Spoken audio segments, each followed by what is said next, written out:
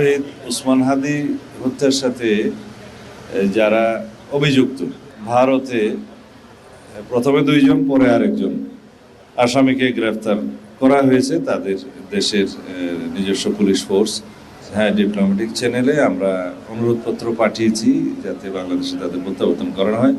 এখানে স্বরাষ্ট্র মন্ত্রণালয়ের ভূমিকা হচ্ছে, আমরা আনুষ্ঠানিকভাবে গ্রেফতারি পরোয়ানা সহ আমাদের অনুরোধপত্র পররাষ্ট্র মন্ত্রণালয়ের মাধ্যমে আমরা প্রেরণ করেছি। আজকে স্বাধীনতা দিবস উপলক্ষে রিলেটেড কোয়েশ্চেন করলে ভালো হতো, তারপর আমি এই বিষয়টা বলি।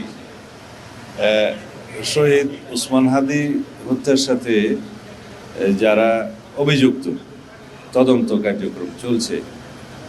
একবার চার্জশিট প্রদান করা হয়েছিল, সম্ভবত নারাজি দেওয়ার কারণে পুনরায় তদন্ত হচ্ছে।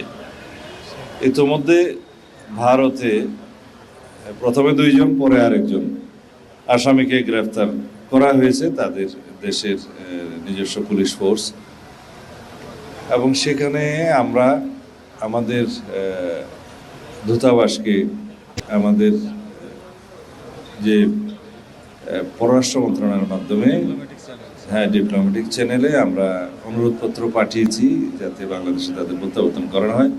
এখানে স্বরাষ্ট্র মন্ত্রণালয়ের ভূমিকা হচ্ছে, আমরা আনুষ্ঠানিকভাবে গ্রেফতারি পরোয়ানা সহ আমাদের অনুরোধপত্র পররাষ্ট্র মন্ত্রণালয়ের মাধ্যমে আমরা প্রেরণ করেছি যাতে এক্সট্রাডিশন চুক্তি অনুসারে সেই সমস্ত আসামিকে আইন মাফিক বাংলাদেশের কাছে হস্তান্তর করা হয়।